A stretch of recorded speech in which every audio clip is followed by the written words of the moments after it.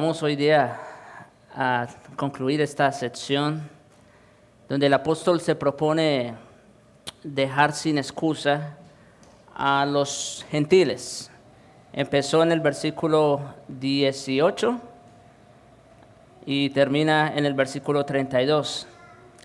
Y el propósito de Pablo en estos versículos, como dijimos alguna vez, fue o era dejar sin excusa a todos los gentiles. Y digo o hablo de los gentiles porque a partir del capítulo 2 él va a hablar del grupo religiosos y específicamente la segunda parte del capítulo 2 y principios del capítulo 3 se va a enfocar en los judíos.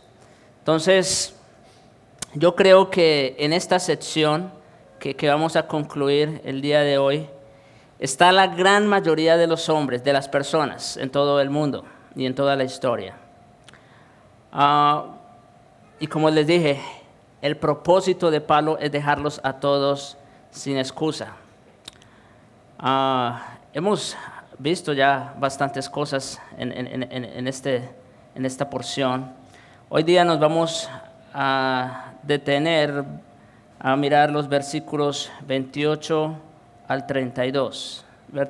Romanos capítulo 1, versículos 28 al 32. Dice: y como ellos no aprobaron tener en cuenta a Dios, Dios los entregó a una mente reprobada para hacer cosas que no convienen, estando atestados de toda injusticia, fornicación, perversidad, avaricia, maldad, llenos de envidia, homicidios, contienda, engaños y malignidades, murmuradores, detractores, aborrecedores de Dios, injuriosos, soberbios, altivos, inventores de males, desobedientes a los padres, necios, desleales, sin afecto natural, implacables, sin misericordia, quienes habiendo entendido el juicio de Dios, que los que practican tales cosas son dignos de muerte, no solo las hacen, sino que también se complacen con los que las practican.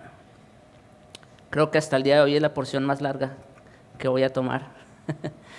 Pero pues porque contiene una sola idea principal, por eso es. Y el título pues es El abandono de Dios, tercera parte, el abandono de Dios. Ya dijimos que la raza humana está sujeta a 3 niveles de depravación. Uno que es grave, otro muy grave y otro menos grave. Una cosa es cambiar la gloria de Dios en semejanza de una imagen como resultado del entenecimiento de su corazón, lo que dijimos que es idolatría en ignorancia, ¿verdad? Como quiera, eso es pecado, algo abominable a los ojos de Dios, pero ese es un nivel de pecado. Versículos 21 al 23. Y ese fue el caso que vimos, ya lo dijimos, vuelvo y lo repito, con Israel y el becerro de oro. Ellos pensaron que iban a adorar a Dios de esa manera, pero ellos se equivocaron. Pero otra muy diferente es cambiar la verdad de Dios por la mentira, honrando y dando culto a las criaturas antes que al Creador. Lo que dijimos que es idolatría práctica. Esto ya son personas que a propósito, ¿no es cierto?, niegan todo lo que tienen que ver con Dios, se alejan de la verdad de Dios y ellos en su rebeldía hacen sus propios ídolos.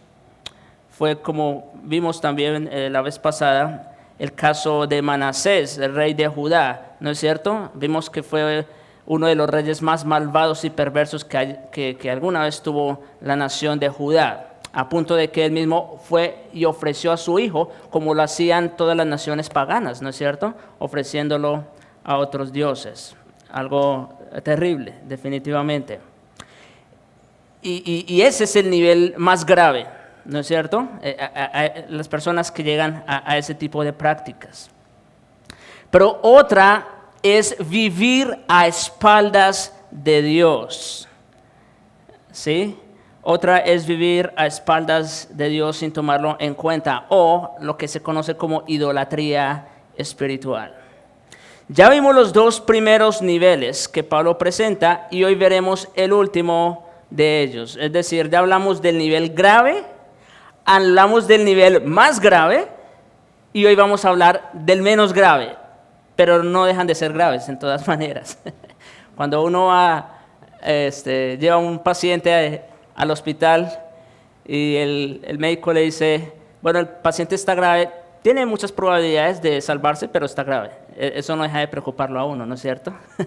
Así que el hecho de que hoy lleguemos a la categoría menos grave no deja de ser grave. Eso que lo tomemos en cuenta. Muy bien. Entonces, en primer lugar vamos a hablar de una mente reprobada. Una mente reprobada.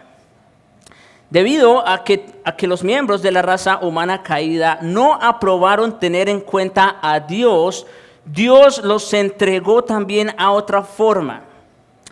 En este caso, a una mente reprobada. La mente impía es una mente reprobada y depravada cuya disposición predeterminada e inevitable es hacer cosas que no convienen, ¿sí?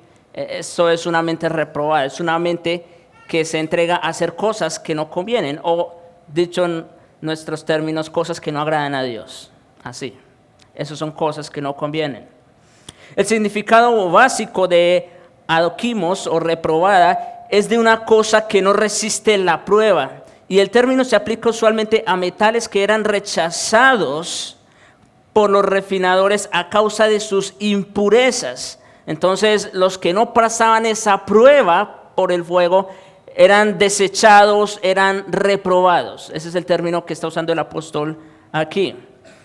Los metales impuros eran descartados y Adóquimos llegó a transmitir la idea de falta de valor y utilidad. Eso en realidad significa el término que está usando Pablo allí, falta de valor y utilidad.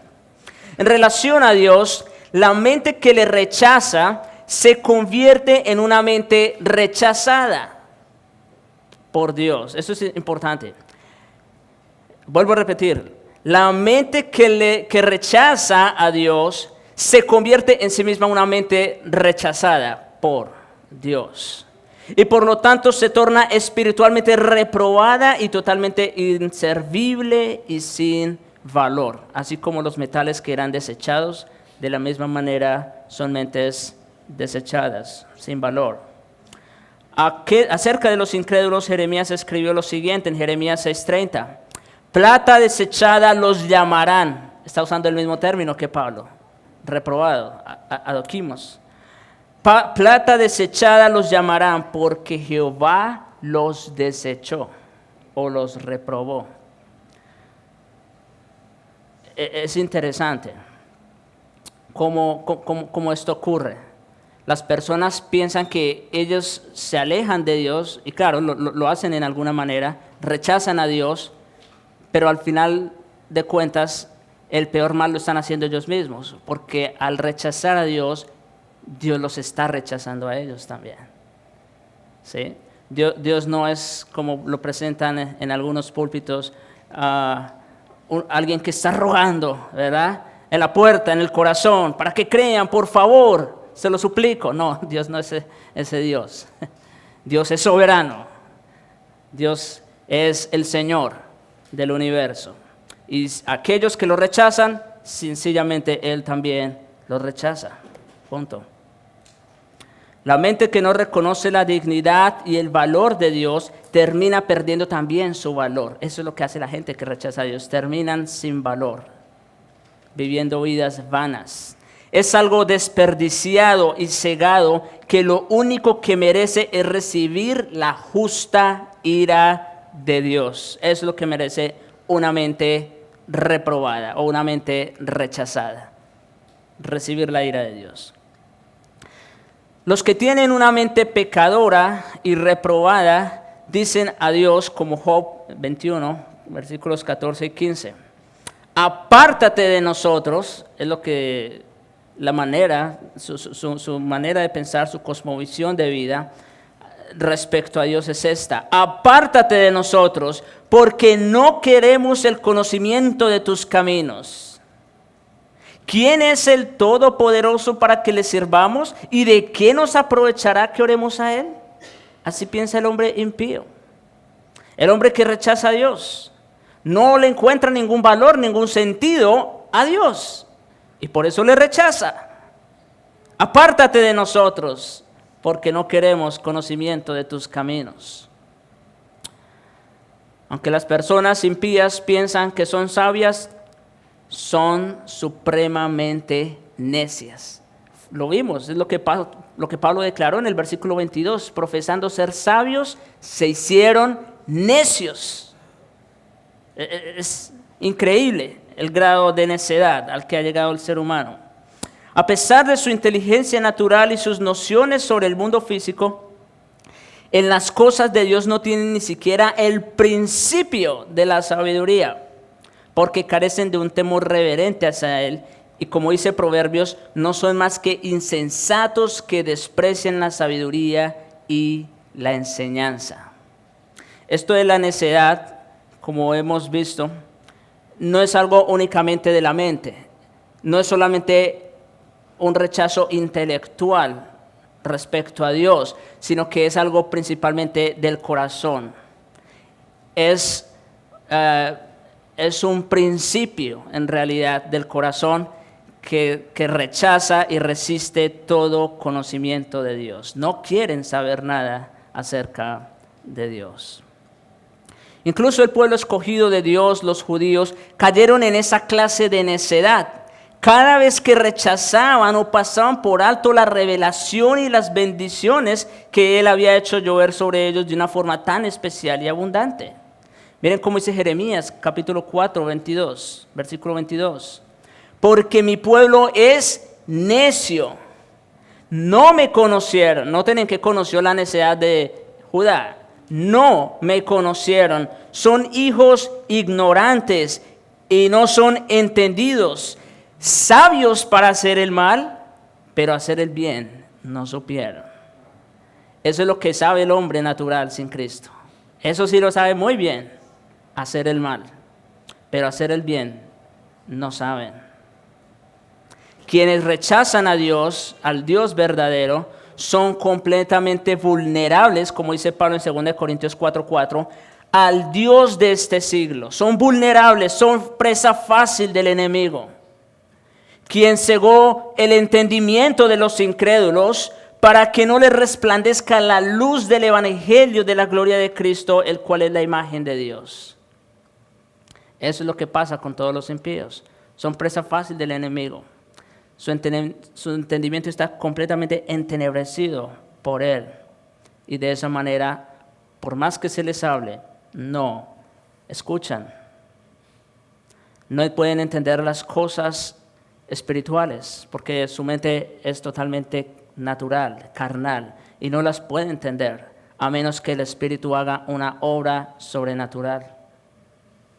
Entonces, en eso consiste una mente reprobada. Es una mente que ha rechazado a Dios y por ende Dios también la ha rechazado, ¿sí? No pasa la prueba, como dijimos en el caso de los metales.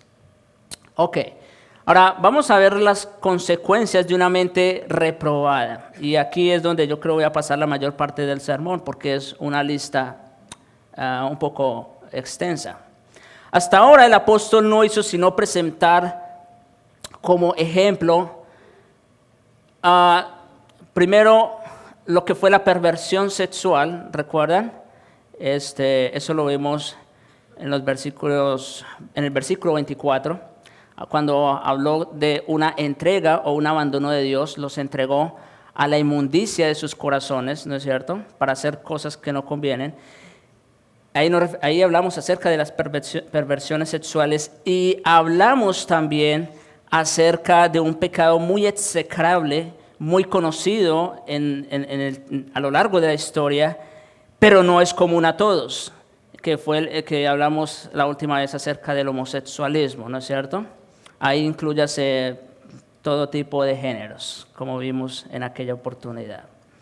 Pero ahora, Pablo pasa a enumerar los pecados de los cuales nadie puede escapar. Vamos a decir que en las primeras dos categorías, en el grave y en el más grave, puede que puede que ninguno esté incluido aquí, puede que. Pero definitivamente en la categoría que vamos a entrar hoy, no hay excusa. Ahí todos cabemos, muy bien. Es lo que vamos a ver. Como ya dijo, aunque no se muestren todos en una misma persona, o sea, que una sola persona abarque todos estos pecados, no existe alguna que esté exenta de algunos de estos pecados, de tal manera que cada uno por su parte no deje convencerse de su perversidad. Es lo que les decía. El propósito de Pablo es dejar sin excusa a ningún hombre. Y vaya que lo está logrando y lo va a lograr todavía más. El catálogo de pecados que Pablo procede a mencionar en Romanos 1, 29 al 31 no es exhaustivo, pero sí es representativo de la cantidad prácticamente interminable de vicios con que están atestados los hombres naturales. Esto solo es una lista parcial, vamos a decir. No están todos y cada uno de los pecados. Porque alguno pudiera decir, bueno, ahí no está el pecado de la mentira, entonces, yo me salvé. No, esto es solo una lista parcial. En realidad, Pablo hubiese podido continuar 10 versículos más citando pecados, pero bueno, ese no era el punto tampoco. El punto, lo que se está proponiendo es dejar a todos sin excusa, ¿no es cierto? Y sí lo va a lograr. Entonces, el apóstol empieza diciendo o hablando acerca de la injusticia. Dice que están atestados de toda injusticia. La injusticia es el pecado de la incredulidad, o sea, la ausencia de la justicia que emana de la fe. Eso es injusticia. Ausencia de justicia que emana de la fe. Pues como vimos en Romanos 1:17, o también pueden ustedes buscar Marcos 16:16, y en muchos otros pasajes, el que cree es justo y el que no cree es injusto. Así de sencillo. Esos son los términos de Dios. El que cree es justificado, el que no cree sigue siendo injusto. ¿Por qué? Porque el que no cree en Dios tampoco le obedece. Y el que no le obedece es injusto. Dios es digno de toda reverencia y de toda obediencia. Pero ¿qué hay de los que están sin Cristo? Simplemente no pueden obedecer y por lo tanto son injustos. Nosotros ahora somos justos, bueno, por un lado porque Cristo pagó por nosotros esa deuda que teníamos, pero por otro lado porque Él nos imputa su obediencia perfecta. ¡Wow! Tremendo, ¿no? Ok. Pues la desobediencia es la esencia misma de la injusticia, esencia también de todo pecado, ¿verdad? Eso fue lo que pasó en el principio.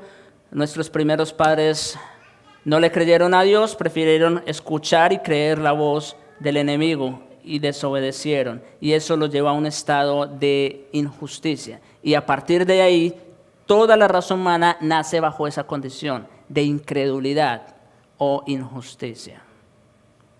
Ok, miren, voy a ir en esta lista así muy rápido porque si no me tendría que tardar un sermón en cada uno de estos puntos. Pero como es una lista solamente, voy a ir así, sumamente rápido para tratar de alcanzar a terminarlo. Fornicación. Dicho sea de paso, esta palabra no aparece en el texto crítico. Es interesante.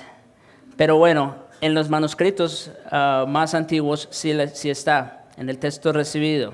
Y significa tanto un deseo interno como un acto externo en la práctica del sexo fuera del matrimonio. Noten que aunque Pablo ya había hablado de las perversiones sexuales y del homosexualismo, no deja sin mencionar la fornicación en esta lista, ¿no es cierto? Queriendo decir que todos de una o de otra manera hemos cometido ese pecado. ¿Sí? Cristo lo dijo, el que mira a una mujer para codiciarla ya adulteró en su corazón.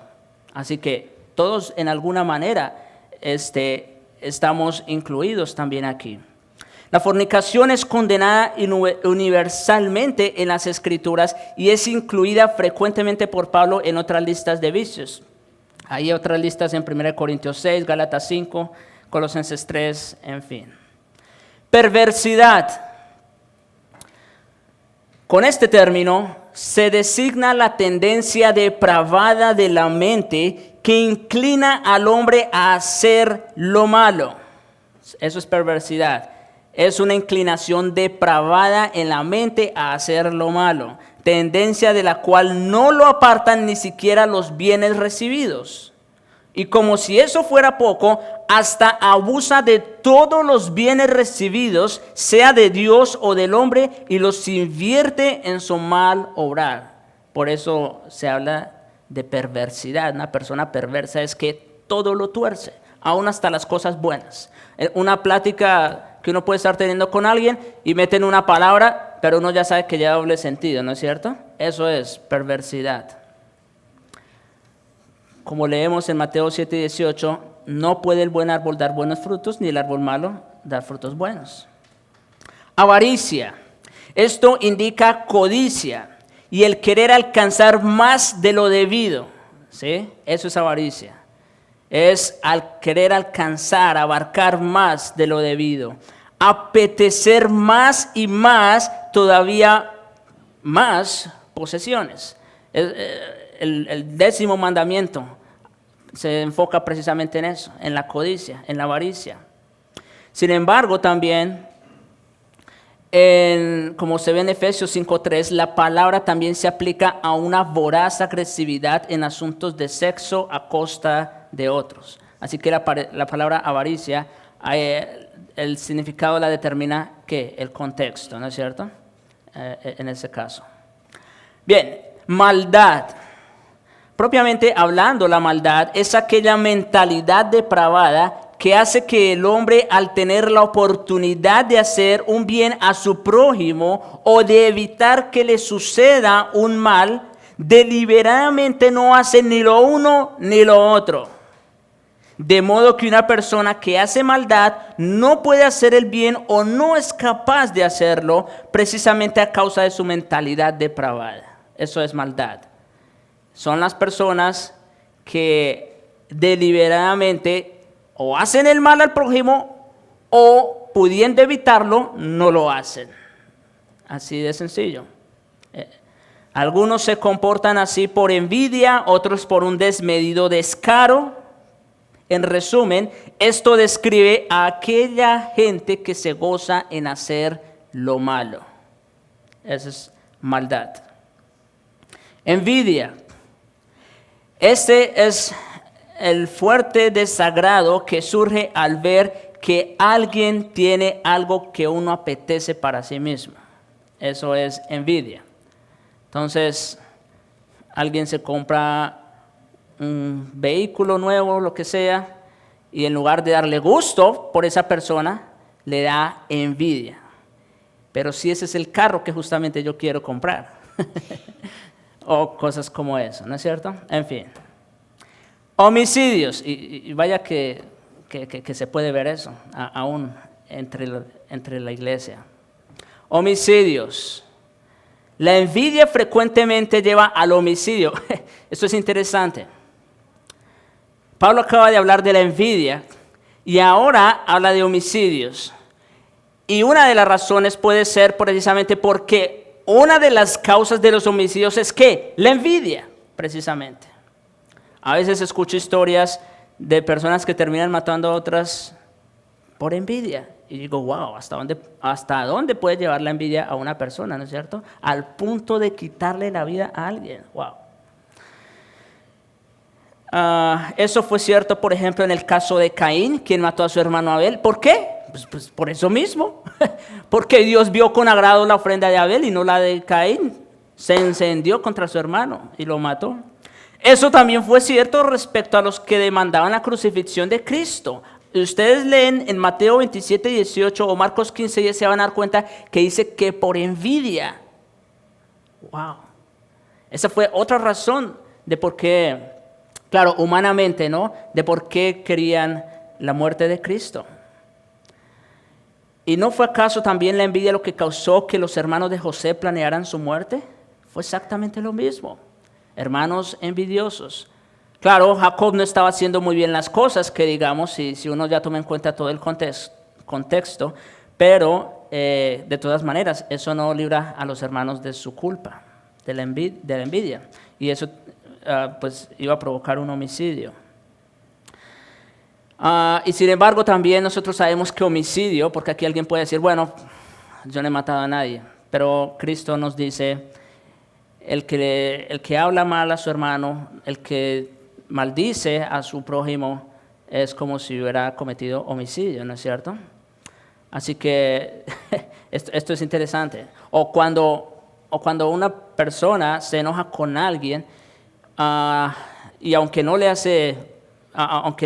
la mata como tal, pero prácticamente su corazón se llena de amargura y resentimiento hacia esa persona, eso también es un tipo de homicidio.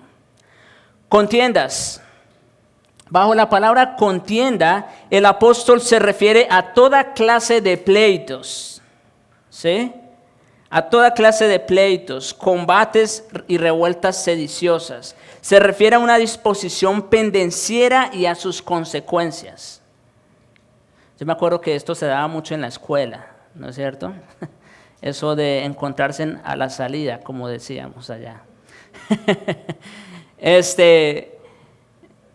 Pero eso es contienda. Se refiere a una disposición pendenciera. Una persona que siempre está a la defensiva también, ¿verdad? ¿Y por qué hablas de esa manera? Porque siempre, bueno, hay un espíritu contencioso. Engaños. Esto apunta a la astucia y la traición. Esto es más fácil de entenderlo. Astucia y traición. Malignidades. Es la depravada y grosera inclinación a vengarse de otros y a hacerles el mal. Esos malignidades. Por la perversidad de su corazón, la persona maligna hace mal también a los agradecidos y a los buenos, no solamente a los malos, y ni siquiera cambia su actitud al tratar con gente que le hacen un bien. Son gente que siempre están pensando en hacer el mal, a costa de lo que sea, y no importa con quién sea. ¿Conocen ustedes a alguien? Seguramente. En resumen, significa una notable e importante maldad cometida por el hombre por hábito cuando se ha endurecido en costumbres perversas por contumacia y mala vida. Murmuradores. El murmurador es la persona que se empeña en sembrar la discordia entre los que hasta entonces vivían en concordia, llevando sigilosamente un chisme a uno y un chisme a otro. Esos son murmuradores. Son chismosos. ¿Sí? Pues todo murmurador es hombre de dos lenguas. Por sus malas críticas rompen las amistades de las buenas gentes, inflaman corazones iracundos, difaman a los inocentes y siembran la discordia. Ese es un murmurador. Habla de una manera aquí y habla de otra manera allí. Y al final, ¿qué se hace? Un chisme. Detractores.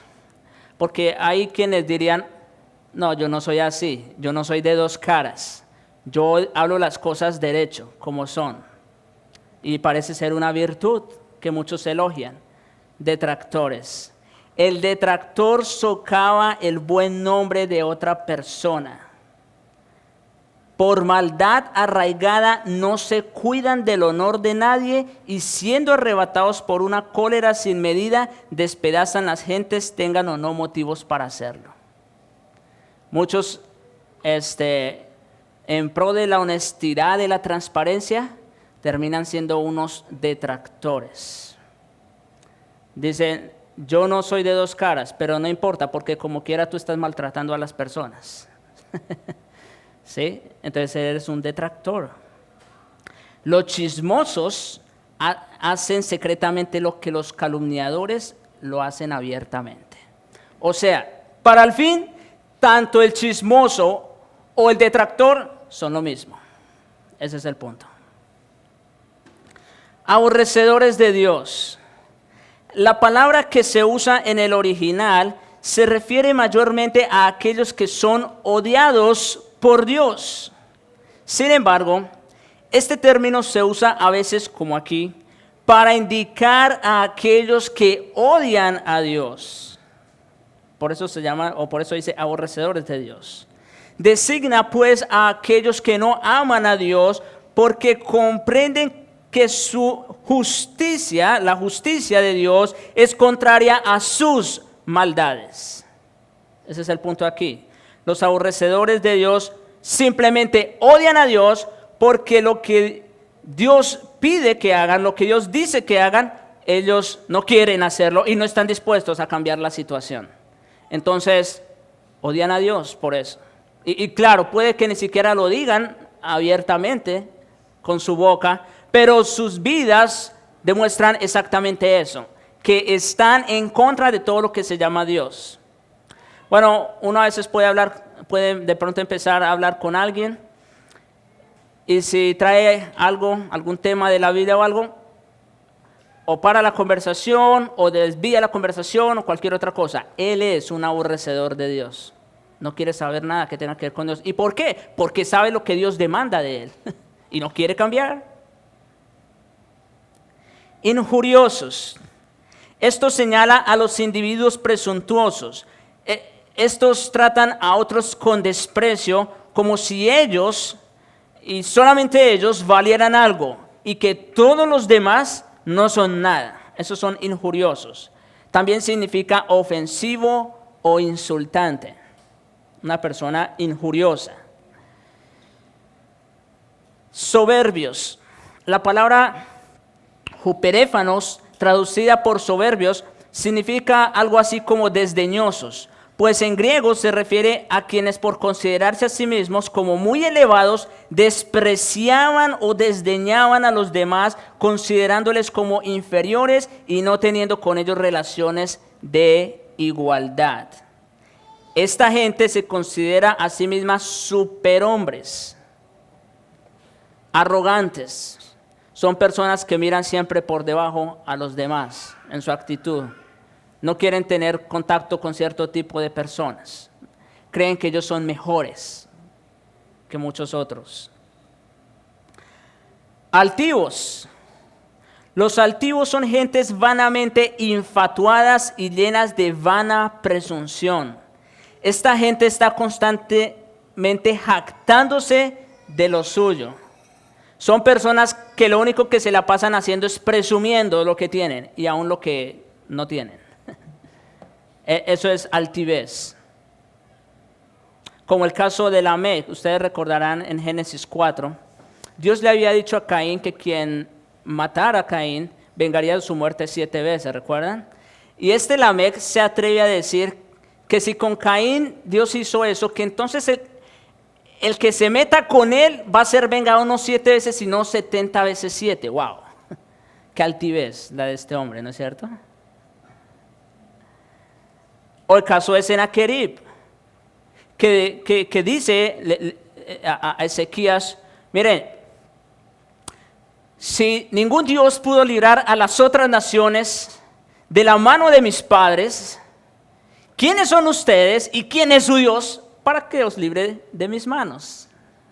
¿Se imaginan la altivez de este hombre? Eso es altivez. Inventores de males. Aquí tengo un comentario de Lloyd Jones que me pareció interesante. Los versículos anteriores nos dicen que tanto los hombres como las mujeres están repletos de vicios. De hecho, hasta aquí, si termináramos ahí la lista, yo creo que ya ninguno quedamos fuera, ¿no es cierto? Pero mire lo que dice aquí.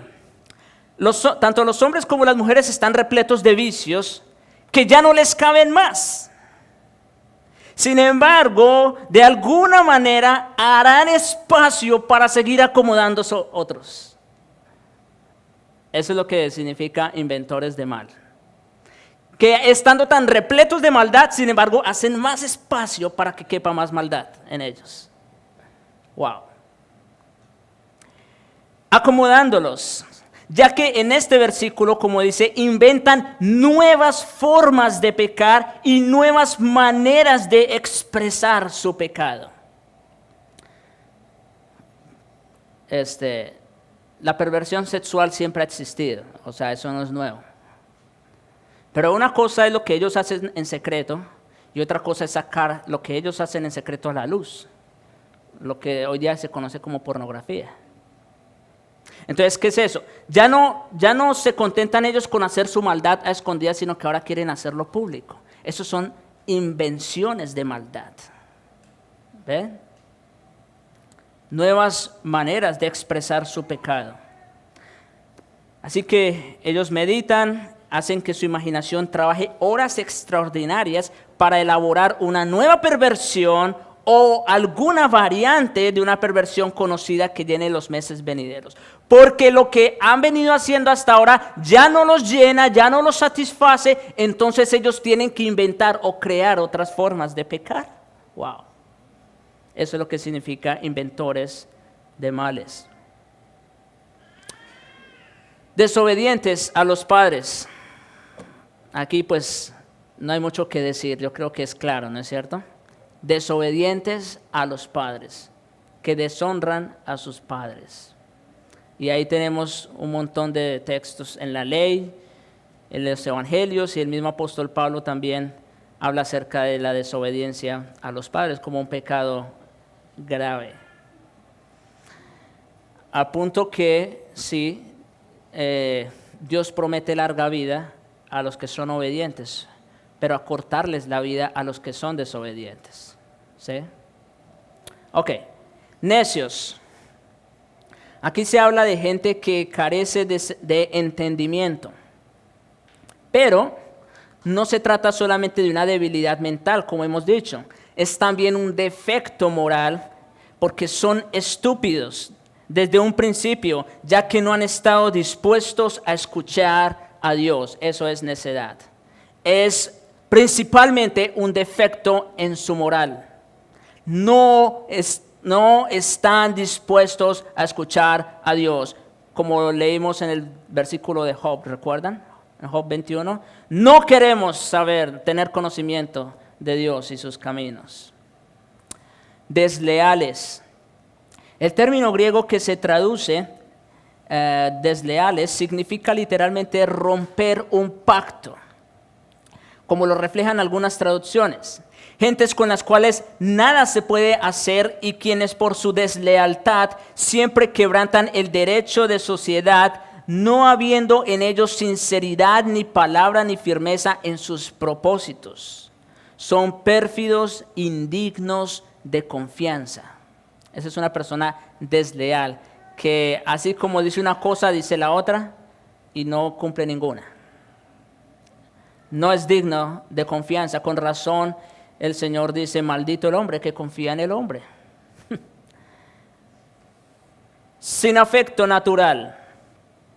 Son quienes suprimen y se olvidan de los primeros sentimientos que la naturaleza pone en el corazón humano, como el amor por sus familiares. Por ejemplo, cuando nace un niño en una casa, el afecto de una madre por su hijo es algo inquebrantable, ¿no es cierto? Es algo natural, viene de adentro, de sí. Eso no puede ser quebrantado. De la misma manera, un hijo tiene un amor por sus padres único, inquebrantable, ¿no es cierto? Bueno, estamos hablando aquí precisamente de personas que suprimen y olvidan aún hasta esos primeros afectos. Son personas sin afecto natural. No era nada inusual que los paganos ahogasen o de alguna otra manera matasen a sus hijos no deseados. Eso era una crueldad grandísima. Sin embargo, ¿qué podemos decir nosotros con respecto al presente problema del aborto? Para el cual se inventan todo tipo de excusas, ¿no es cierto? No, pero es que está en peligro la salud de la madre. No, pero es que es producto de una violación. No, pero es que el niño viene con una deformidad fisiológica. En fin, excusas, excusas. Pero al final es esto, personas sin afecto natural. Y los que lo promueven, pues con mayor razón. Son personas desnaturalizadas. También como es el caso del padre que abandona a un hijo pequeño y apenas escuchamos una historia de eso, un padre que entró con su esposa y su hijo aquí a Estados Unidos, pero en realidad lo único que quería era entrar, porque ya estando aquí, él se fue y dejó a su esposa y a su hijo. Y pienso y digo, wow, ¿cómo puede hacer eso? Es esto, son personas sin afecto natural. Pero también es sin afecto natural un hijo adulto que abandona a sus padres ancianos. Hay hijos que dicen, no, pero es que mis padres fueron así conmigo, ellos me abandonaron de pequeño y eso, ellos ahora no son dignos de que yo tenga cuidado de ellos. Bueno, lo que está sucediendo ahí es que estás pagando con la misma moneda. Y simplemente tú estás cayendo en el mismo juego de tus padres. Pero si tus padres fueron, vamos a decir, así contigo, fueron malos contigo, tú no debes pagar de la misma manera si eres creyente. Porque eso demostraría que hay algo desnatural, falta de afecto natural. Ok, implacables y sin misericordia. Estos términos son intercambiables, uno en forma positiva y otro en forma negativa. Implacables y sin misericordia. La referencia apunta a gente sin misericordia, a personas crueles y sin merced alguna. Y para esto es interesante la parábola del buen samaritano, porque allí podemos ver a dos tipos de personas. Primero, a los ladrones. Ellos hicieron un mal al atacar al hombre, ¿no es cierto? Eso fue una crueldad. Pero en realidad no se sabe qué es más cruel, si lo que los ladrones hicieron o lo que el sacerdote y el levita hicieron, cuando pasaron por alto la necesidad de este hombre. Entonces, esas son personas implacables y sin misericordia. Personas que no se duelen por la necesidad de su prójimo. ¿Sí? Ok. Hasta aquí, hermanos, las consecuencias terribles de una mente reprobada. Y como les dije, Pablo pretendía aquí dejar sin excusa a ningún hombre. Y yo creo que lo logró. Hasta aquí él trae su lista. Vamos nosotros a concluir nuestro pasaje de estudio. Y en tercer lugar, rápidamente vamos a ver el colmo de una mente reprobada. El colmo de una mente reprobada. Reiterando el hecho de que los hombres impíos y rebeldes no tienen excusa, Pablo declara en el versículo 32 que ellos han entendido el juicio de Dios, que los que practican tales cosas son dignos de muerte. Escuchen esto. Los hombres en medio de su pecado y de su maldad, ellos hacen cosas de las cuales saben que están mal. Y como quiera no dejan de hacerlo. Dice, han entendido el juicio de Dios. Dios en alguna manera se los ha revelado. Ya vimos en los versículos 19 al 21 cómo Dios desde la creación del mundo se ha dado a conocer a todos los hombres. De manera que no tengan excusa.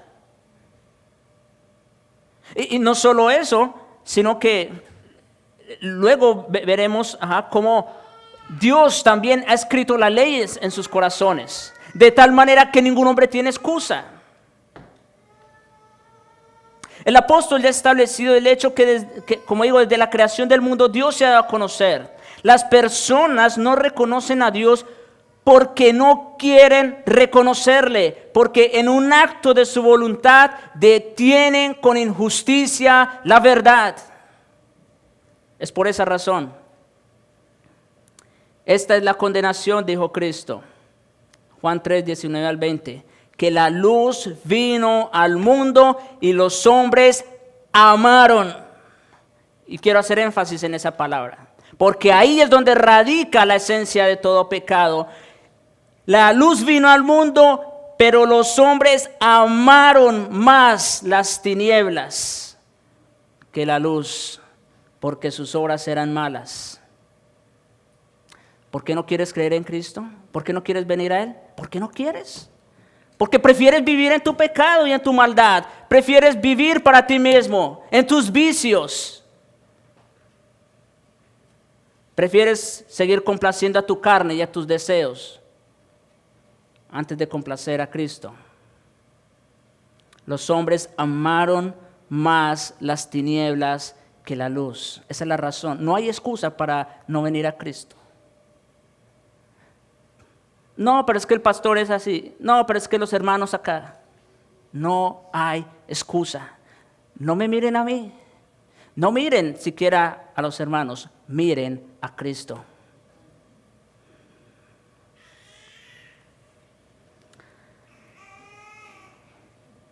Bien sea que lo reconozcan o no, aun los que nunca han sido expuestos a la revelación de la palabra de Dios tienen un conocimiento instintivo de su existencia y de sus estándares básicos de justicia. Pablo dice acerca de los gentiles que no tienen revelación de la ley, que ellos son ley para sí mismos. Romanos 2, 14, 15. Son ley para sí mismos, mostrando la obra de la ley escrita en sus corazones, dando testimonio su conciencia.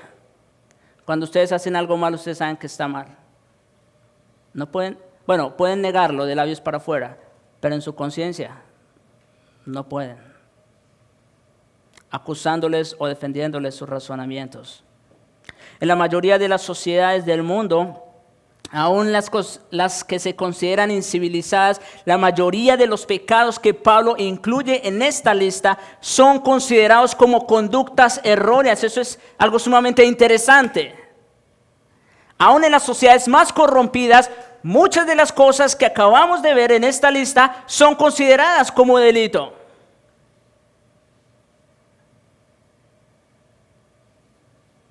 Los hombres tienen un conocimiento intrínseco de que cosas tales como la avaricia, la envidia, los homicidios, los engaños, la arrogancia, la desobediencia y la inclemencia son malas.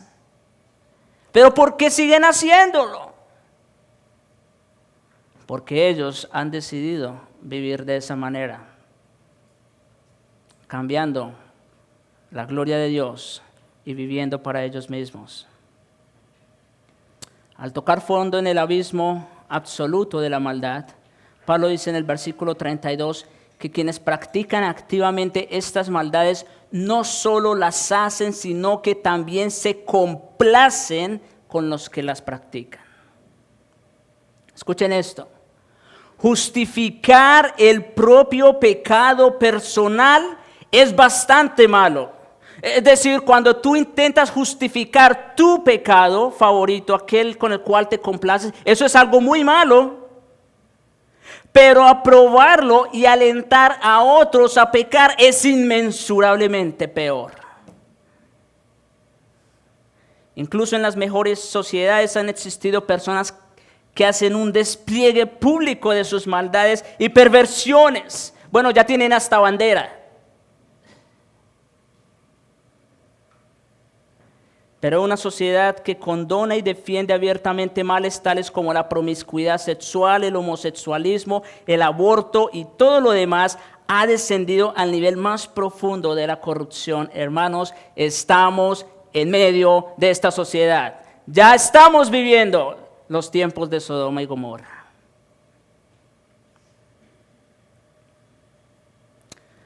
Muchas de las sociedades más avanzadas de nuestro tiempo se encuentran en esta categoría. En ellas se elogian cándidamente a las celebridades promiscuas sexualmente. Un día se casaron aquí, al otro día se divorciaron y consiguieron otra pareja y eso es noticia. ¡Wow! Eso lo ven como algo elogiable. Y se defienden con vehemencia los derechos de los homosexuales, en fin. Estos actos de pecado están en contradicción directa a la voluntad revelada de Dios. Aún en medio de su rechazo y rebelión pecaminosas, el hombre no puede funcionar correctamente cuando está apartado de Dios y su único destino es la muerte. ¿A dónde van a parar todos estos que rechazan a Dios? En sus corazones, que no quieren saber nada de Él. A la muerte, al infierno. Esto no va a ser así para siempre, hermanos y amigos. Esto no va a ser así para siempre.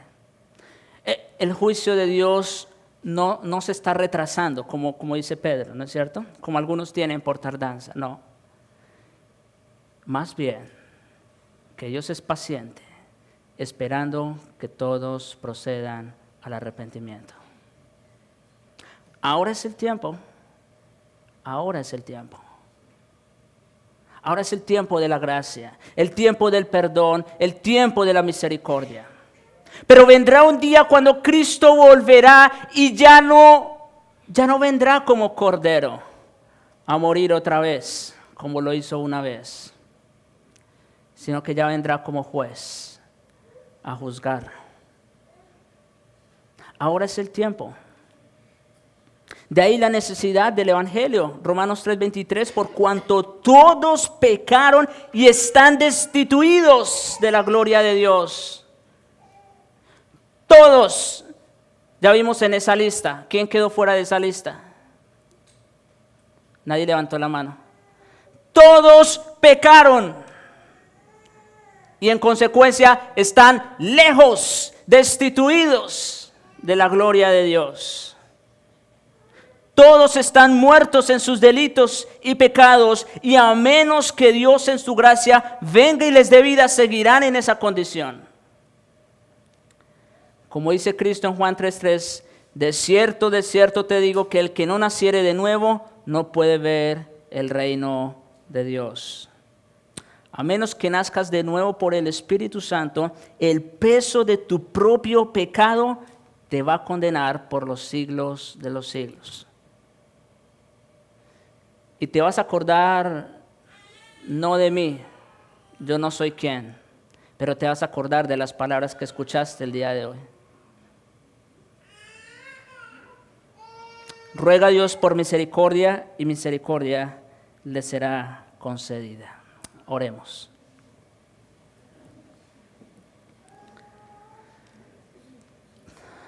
Padre bueno y misericordioso, gracias te damos, Señor, por tu palabra bendita.